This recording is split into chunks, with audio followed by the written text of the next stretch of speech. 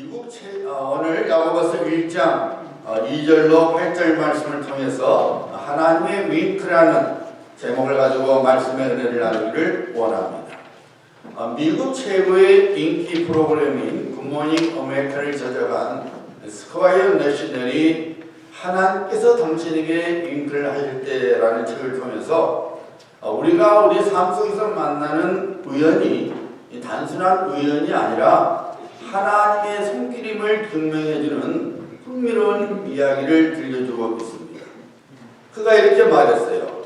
생각해 보세요. 하나님은 사람의 목소리로 말씀하시지 않습니다. 하나님의 목소리를 직접 들은 사람은 거의 없을 것입니다. 적어도 우리처럼 평범한 대부분의 사람들은 말입니다. 그렇다면 그분은 인간이 할 수 없는 신비한 방식으로 일하고 계신 것이 아닐까요? 자신이 하나님이라는 사실을 보여주시려고 말입니다.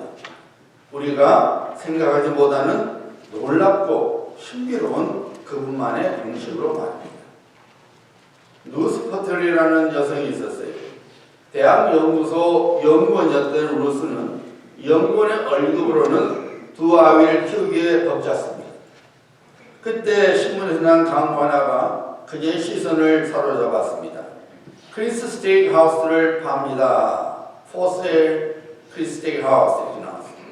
뉴올리언즈에서 꽤 이름이 난 레스토랑이었는데 주인이 그 식당을 내놓은 것입니다. 루스는 전혀 식당 경험이 없었지만 두 가지 이유로 그 식당을 사기로 결심했습니다. 하나는 하나님을 향한 믿음이었습니다. 다른 하나는 크리스 스테이크 하우스가 갖고 있는 가치였습니다. 지난 40년 동안 식당은 단골을 탄탄히 확보해 놓았을 테니까 관리만 잘하면 될 것이라는 생각이 들었습니다. 그래서 룻은 자기 집을 담보로 은행 융자를 하여 식당을 구입했습니다. 원래 화학과 물리학 석사과정까지 마친 그녀지만은 식당 운영을 처음이기 때문에 식당 운영에 대해서 열심히 배웠습니다. 그리고 열심히 식당을 운영을 했습니다.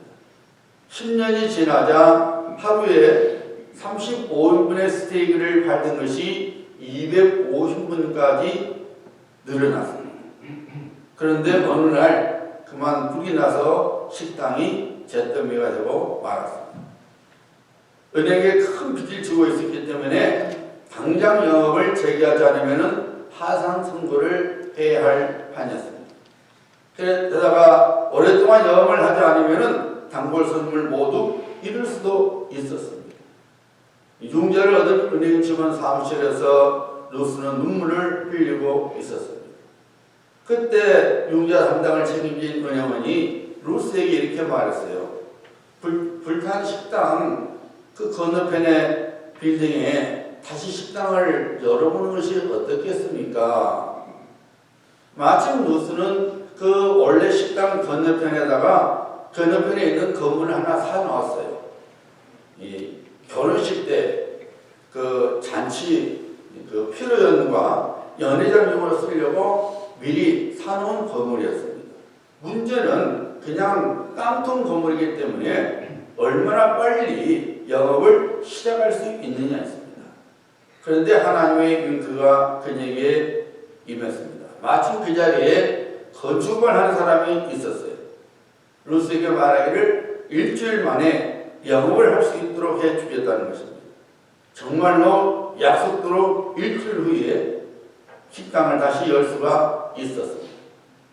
그런데 뜻하지 않는 문제가 생겨났어요. 이 크리스 스테이크 하우스라는 원래 있던 자리에서만 운영해야지 다른 곳에서 운영을 하면 안 된다는 것입니다. 참 까다로운 거죠. 그러니까 그 자리에서만 이름을 쓸 수 있지 다른 곳으로 옮겼을 때는 그 이름을 쓸 수 없다는 것입니다. 그래서 루스는 기도했습니다. 하나님, 제게는 지금 식당 이름과 관련해서 마케팅 공부를 할 시간이 없습니다. 그렇다고 소송을 감당할 능력도 없습니다. 지혜를 주십시오. 하나님, 그냥 식당 이름에다가 제 이름을 붙이려고 합니다. 그 외에는 다른 방법 없습니다. 그래서 루스는 변호사를 불러서 그의 결심을 알리고 간판 제작업자를 불렀습니다. 루스가 간판 제작업자한테 말했어요. 그냥 식당 앞에 이름에 제 이름을 붙여주세요. 그래서 크리스 스테이크 하우스인데 루스 크리스 스테이크 하우스 이렇게 된 겁니다. 발음도 힘들지만은 이름이 기니까 스테이크 집인지 뭐 하는 집인지 좀 애매한 그런 이름이었습니다. 하지만 어쨌든 다른 방법이 없었어요. 처음 식당에 불이 났을 때에 루스는 하늘을 올려보며 하나님께 이렇게 말했답니다. 하나님, 왜 하필이면 제게 이런 일이 일어났나요? 그런데 놀랍게도 새롭게 연 식당에 손님들이 엄청나게 몰려들어오는 하나님의 복이 임했습니다. 이전에 식당은 좌석수가 60개밖에 안 돼서 손님들이 보통 2시간을 기다려야만 했는데 그래서 그냥 가는 손님도 많았던 것입니다. 그런데 이번 식당은 원래 연회장으로 쓰여졌던 것이니까 좌석수가 160개나 됐어요. 사업이 다시 번창했습니다. 새 식당을 연 그 다음 해에 프랜차이즈를 열 수가 있었어요. 그래서 프랜차이즈를 갖게 되니까 뉴올리언스 밖에 이제 지역에서 식당을 열리게 됐고, 문제는 그래도 식당 이름이 혼동이 되는 거예요. 이름이 길다 보니까 루스의 크리스 스테이크 하우스라고 이름을 쓴 데도 있고 크리스의 루스 스테이크 하우스라고 이름을 쓴 데도 있는 거예요. 이거 문제가 된 겁니다.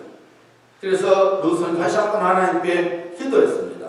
하나님, 이름 때문에 혼돈이 와서 여러 가지 복잡한데 하나님, 제게 지혜를 주십시오. 그러면서 기도하면서 이제 얻은 지혜를 가지고 지역사회 신문 광고를 했습니다. 프랜차이즈가 많이 열린 댈러스나 휴스턴 지역에다가 이름 광고를 냈어요. 우리 레스토랑의 이름은 이상합니다. 하지만 스테이크 맛은 훌륭합니다. 우리 스테이크는 대단히 특별해서 2사람의 이름을 필요로 합니다. 그 광고가 히트를 쳤어요. 사람들이 관심을 갖기 시작했습니다. 그리고 음식 비평가들이 관심을 갖게 되었고 실제로 스테이크 맛이 최고 점수를 얻게 되었습니다. 우리 누빌 지역에도 264번 프레이를 타고 가다 보면은 브루클린 편에 이 식당이 있죠. 루스 퍼델이 나중에 말했어요. 사업을 시작할 때 레스토랑의 번창을 위해서 기도는 했지만 당연히 식당이 불이 나라고 기도하지는 않았습니다. 그런데 막상 불이 났는데 알고 봤더니 그 불은 응답받지 못한 기도였음을 알게 되었습니다. 화재 덕분에 전보다 더 넓은 장소를 확보할 수 있었고 독특한 이름까지 갖게 되어서 미 전역에 100개가 넘는 루스 크리스 스테이크 하우스를 열 수 있었다는 것입니다. 여러분, 때로는 우리가 원하지 않는 방향과 방식으로 인생을 흘러갈 때가 있습니다. 그래서 그 당시에는 고통스럽고 하나님께서 원망스러울 때가 있지요. 그러나 잠시 우리 눈을 들어서 하나님의 윙크를 발견해 보는 것은 어떻겠습니까? 우리가 원하는 것보다 더 복된 쪽으로 방향을 틀도록 도우시려는 하나님의 방식이 아닌지 살펴보는 믿음을 가져야 합니다. 다리 파튼이라는 사람은 이런 말을 했어요. 무지개를 보고자 한다면 먼저 비를 참아내야 합니다. 맞지? 비를 맞지 않고서는 비가 없이는 무지개를 볼 수 없지. 하나님의 숨어있는 복은 때로는 우리가 원하지 않는 방향에서 오기도 합니다. 오늘 본문 말씀 보면은 야고보는 이렇게 고민하고 있지요. 내 형제들아, 너희가 여러 가지 시험을 당하거든 온전히 기쁘게 여기라. 여기서 시험은 트라이얼입니다. 템테이션, 유혹이 아니라 시련을 말하는 거예요. 형제들아 너희가 여러 가지 시련을 당하거든 온전히 기쁘게 여기라. 참으로 행하기 힘든 법면이죠.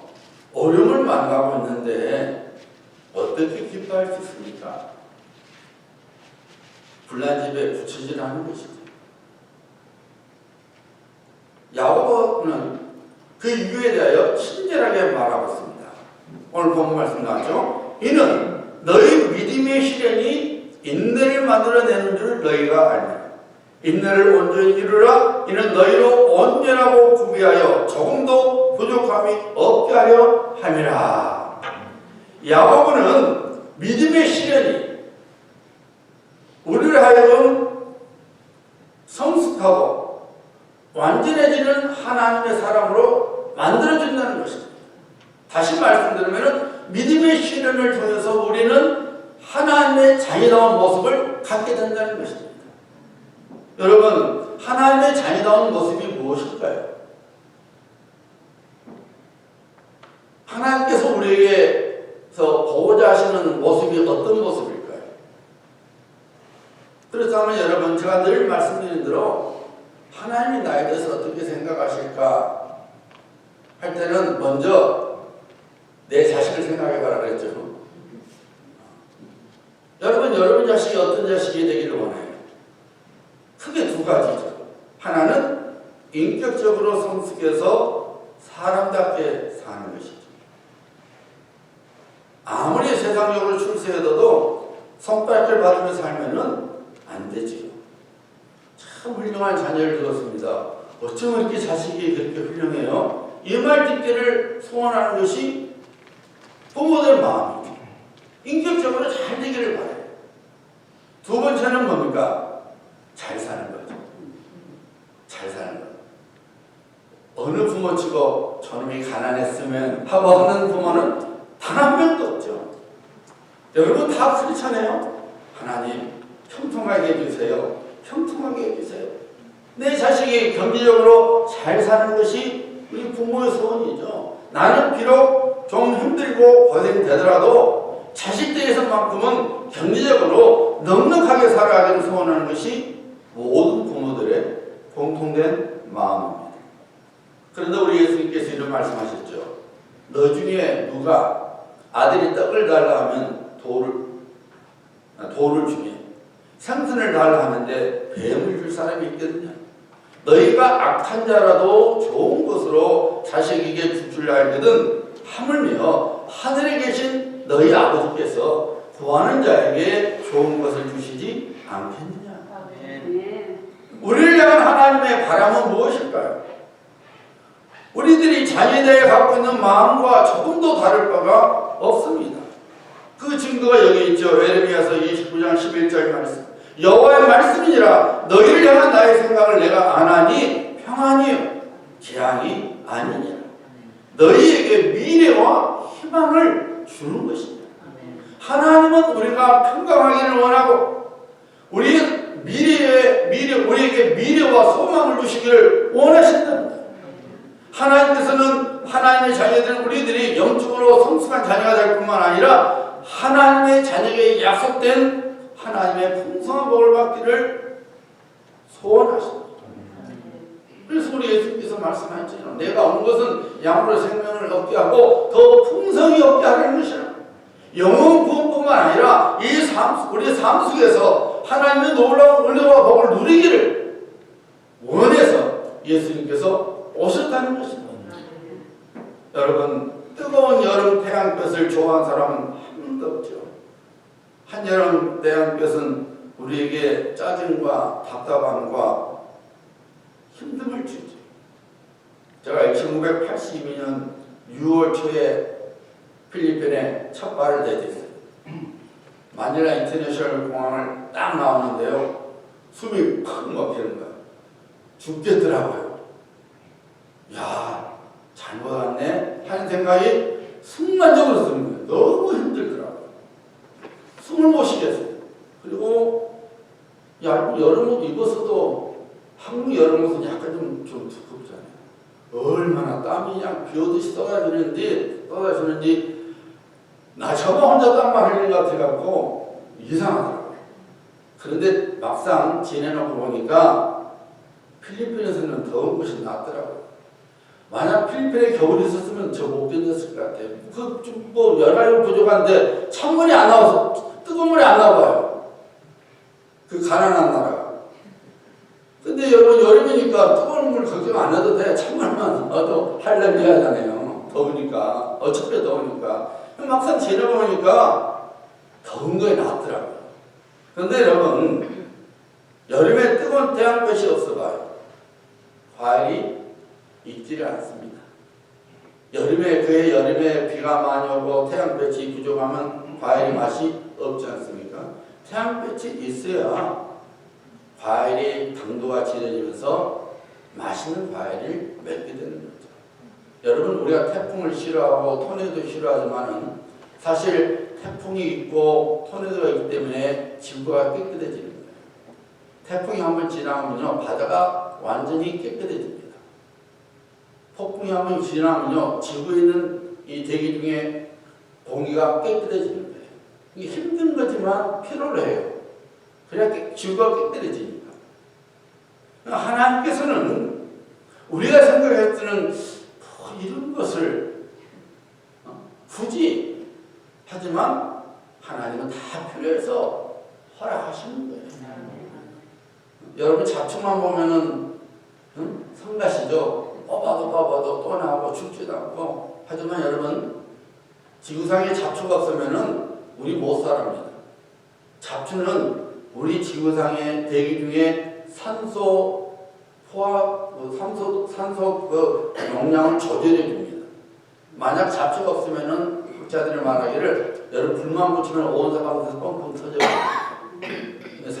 잡초가 있어서 적당하게 산소가 있을수록 조절해 준다는 거예요. 이게 다 하나님께서 다 필요하니까 두신 겁니다.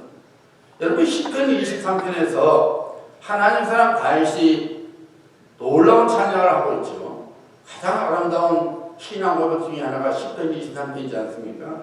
그런데 여러분 시편 23편에서 다윗은 성도는 인생의 골짜기 속에 들어가지 않는다고 말하지 않고 있어요.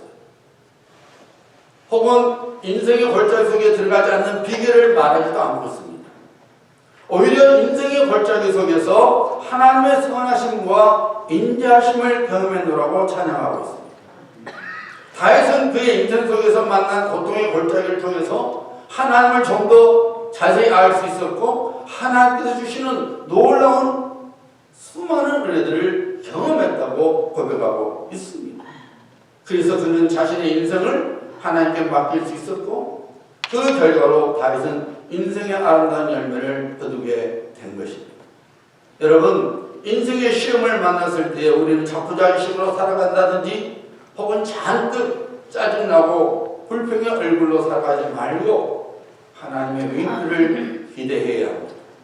왜냐하면 하나님께서는 언제나 우리를 지켜보시고 계시기 때문입니다. 오늘 본문 말씀을 보면은 야고보는 인생의 시련을 이겨내고 하나님의 윙크를 경험하는 비결을 우리에게 주고 있습니다.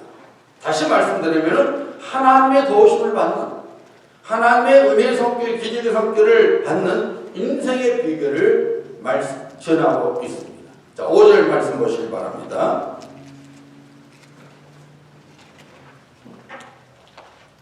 너희 중에 누구든지 지혜가 부족하거든 모든 사람에게 후히 주시고 꾸짖지 아니하시는 하나님께 구하라. 그리하면 주시리라.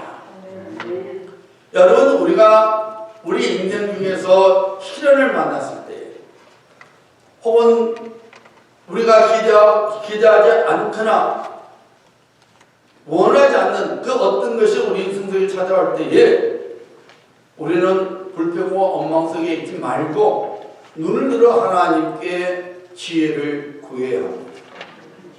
왜 하나님께서 내게 이런 일이 일어나도록 허용하셨는지 하나님의 뜻이 무엇인지 깨닫는 지혜를 하나님께 구해야 합니다. 야고보는 분명히 말하고 있습니다. 지혜가 부족하거든 모든 사람에게 후히 주시고 꾸짖지 아니하시는 하나님께 구하라. 그리하면 주시리라. 우리가 하나님 제가 지혜가 필요합니다 하고 구하면 주신다는 것입니다. 요한복음 11장에 보면 한 가족의 큰 아픔의 사건이 기록되어 있지요.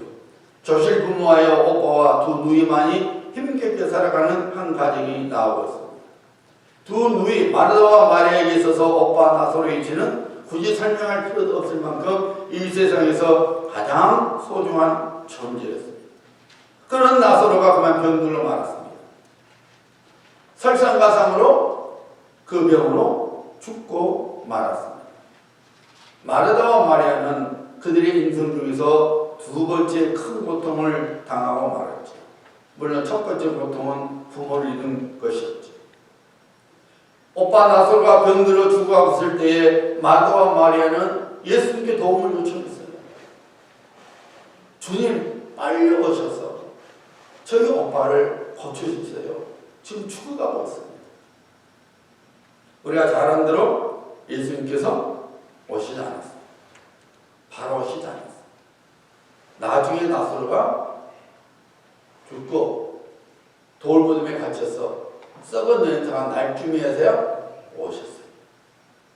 그런데 여러분, 예수님께서 제자들에게 뭐라고 말씀하셨어요? 이 병은 나사로가 지금 앓은 병입니다. 이 병은 죽을 병이 아니라 하나님의 영광을 위하며 하나님의 아들이 이로 말미암아 영광을 받게 하려 함이라 하시더라. 육신의 눈으로 봤을 때는 오빠와 나사로가 지금 병들었고 그리고 죽어가고 있는 겁니다. 인생의 시련이 찾아옵니다. 그런데 하나님 아버지의 눈으로는 그 일이 아들이신 예수 그리스도의 영광을 가져오는 일이라는 것입니다. 나사로, 마르다, 마리아는 결국 하나님의 영광과 기적을 체험하는 주인공들이 됐습니다. 예수님께서 메시아시요 하나님의 아들 되심을 증명할 수 있는 산 증인들이 되는 특권을 갖게 됐습니다. 베다니 동네의 무명의 시골뜨기들이 졸지에 어느 날까지 우리들에게까지 알려진 전 세계 유명 인사가 되지 않았습니까? 사랑하는 성도님들, 하나님의 자녀는 하나님의 놀라운 계획 속에 살고 있음을 믿으셔야 합니다.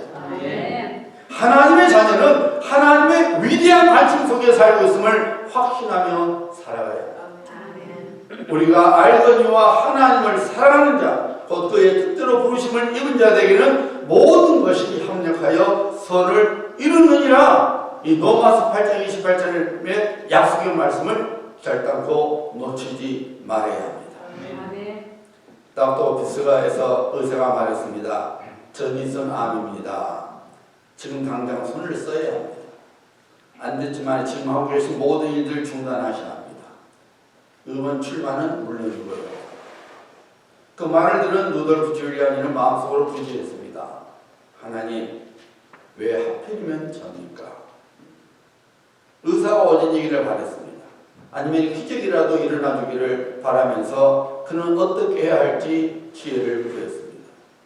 몇 시간 후에 줄리아니는 기자회견을 열었고 방송을 보던 많은 사람들은 의원 후보직을 처리하는 그에 대하여 안타까움과 허탈함을 동시에 가졌습니다. 의원으로 나오면 분명히 당선될 줄 다 알고 있었는데 그 의원 출마를 포기한 것이죠. 알 수 없었습니다. 그로부터 2년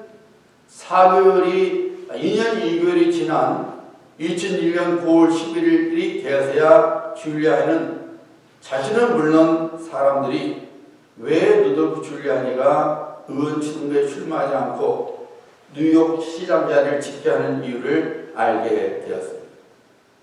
9.11 사태로 인하여 많은 사람들이 상심에 빠졌을 때에 전인선의 암으로 인하여 자기의 희망이 꺾어지고 아픔을 겪어야 했던 줄리아니 위로가 그들에게 마음으로 통하기 시작했습니다. 줄리아니 그때서 알았습니다. 하나님께서 이때 나를 쓰시려고 내게 전인선의 암이라는 병을 주셨고 내가 의원 출마를 포기하게 하셨구나. 그냥 시장직을 계속할 수 있도록 하셨구나. 그걸 깨달았다는 것입니다. 사랑하는 여러분, 내가 열심히 살아보려고 애를 쓰고 있는데 원하지 않는 시련으로 인하여 불안과 아픔 중에 혹시 계신 분이 계십니까?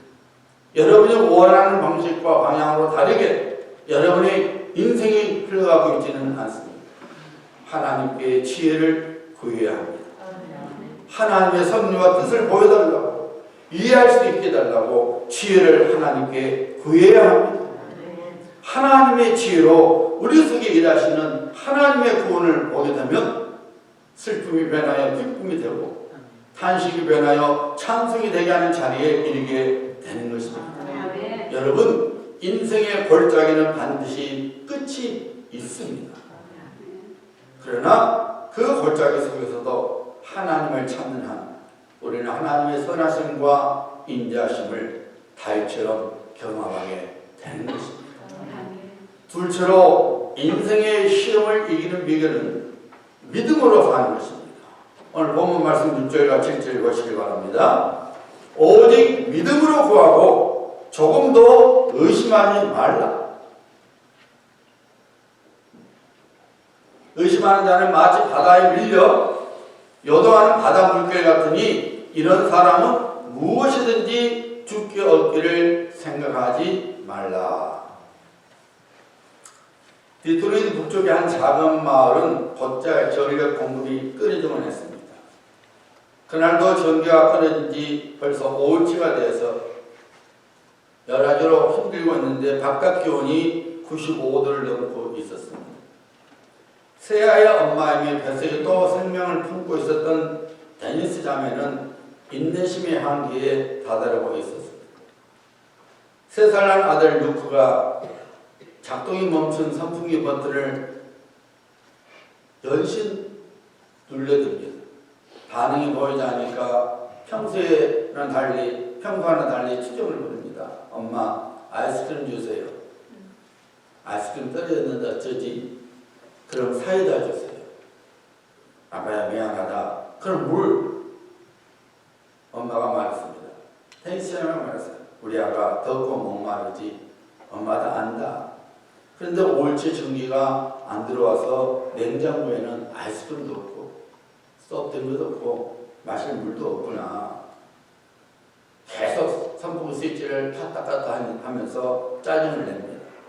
그래서 데니스 자매가 아들 루크를 무릎 위로 안아올리고 말했습니다. 애야, 우리 예수님께 기도하자. 예수님 우리 도와주세요 하고 우리 기도하자. 그리고 아이를 안고 기도했습니다. 예수님 우리를 도와주세요.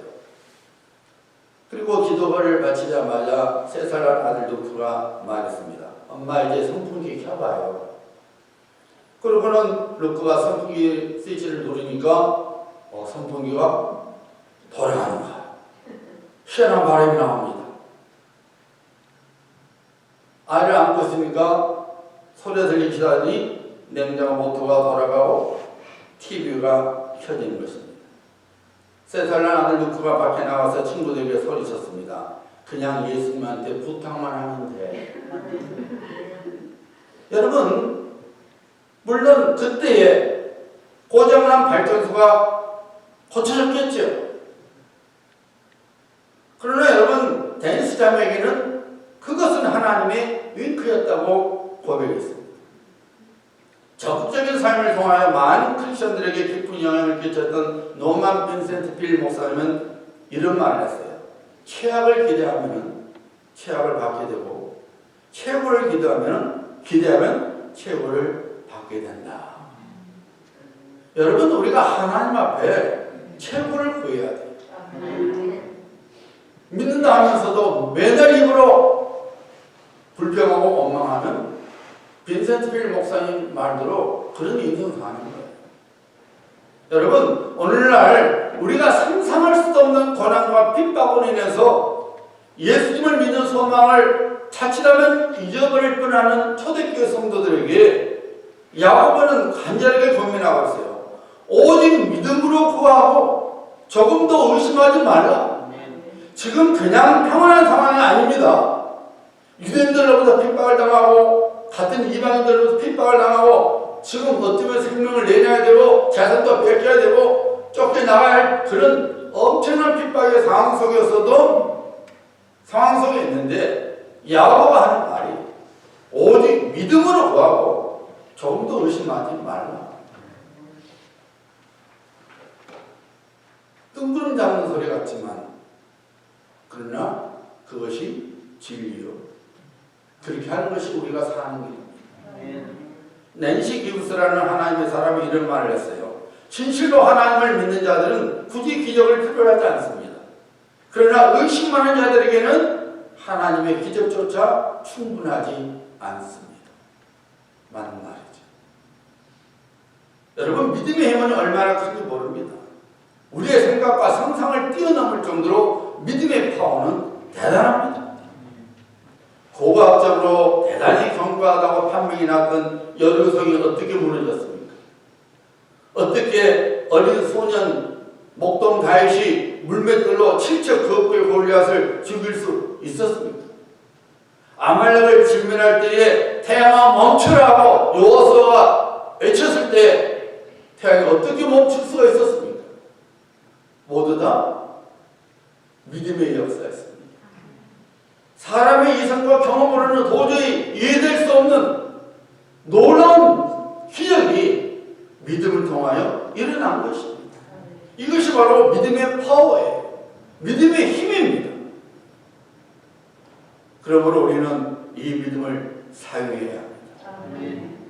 믿음은 하나님께서 그의 자녀를 지켜보고 계시며 하나님은 선하심과 인자하심으로 도와주고 계심을 믿는 계심을 보여주는 하나님의 윙크를 경험하게 만들어줍니다. 하나님께서는 지금 내가 너와 함께 있어.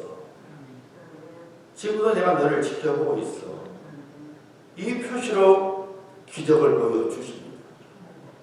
그 기적은 마치 겁먹은 어린아이가 조심스럽게 선생님 앞으로 오듯이 슬그머니 우리에게 다가옵니다.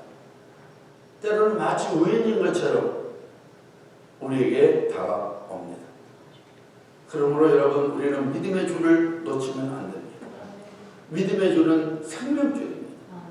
이 세상의 거센 풍랑과 파도 속에서 바다 깊이 빠져들어가지 않으려면 이 믿음의 줄을 어떻게 해서든지 붙잡고 있어야 합니다. 그래야 살아납니다. 건짐을 받게 됩니다. 우리 편에서 줄을 놓지 않은 한 절대로 하나님께서 먼저 줄을 놓는 일은 없습니다. 그래서 야고보는 선포하고 있습니다. 오직 믿음으로 구하고 조금도 의심하지 말라. 의심하는 자는 마치 바람에 밀려 요동하는 바다 물결 같으니 이런 사람은 무엇이든지 죽게 얻기를 생각하지 말라. 의심은 하나님의 기적을 막는 최악의 방법이라는 것을 말하고 있습니다. 믿음으로 우리는 살아야 합니다. 믿음을 선포해야 합니다. 우리가 우리 인생을 가만히 살펴보면은 때로는 마치 우리가 안개 속에 있는 것처럼 모든 것이 불확실할 때가 있죠.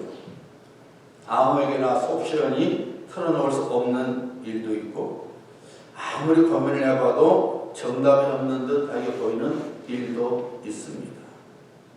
그래서 우리는 스스로 신세 타협하죠. 하나님, 지금 저를 보고 계시나요? 아니면 전 세계에 흩어져 있는 하나님의 자녀를 돌뿐이라고 저 같은 것은 신경도 안 쓰고 있는 건 아닙니까? 별별 생각이 다 떠올라서 하나님께 하소연하지 않습니까? 이런 우리들을 위로하시기 위하여 하나님께서는 우리들에게 그 윙크를 보내주십니다. 우리를 여전히 사랑하신다고 윙크를 보내주십니다.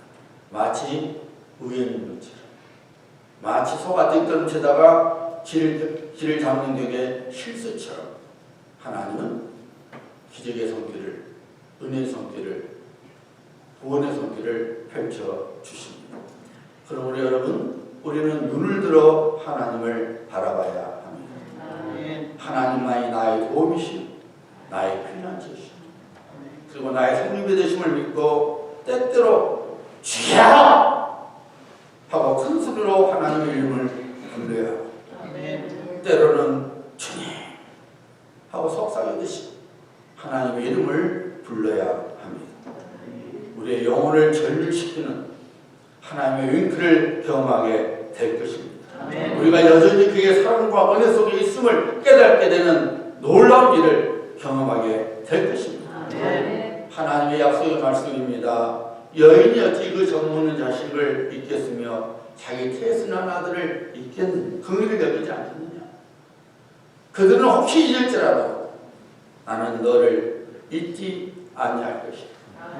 나는 너를 잊지 아니할 것이다. 내가 너를 내 손바닥에 새겼노라. 내가 너를 내 손바닥에 새겼노라. 하나님의 약속의 말씀입니다. 우리는 이 약속의 말씀을 붙들고 하나님의 지혜를 구하고 그리고 믿음으로 살아가야 될 줄 믿습니다. 기도하겠습니다.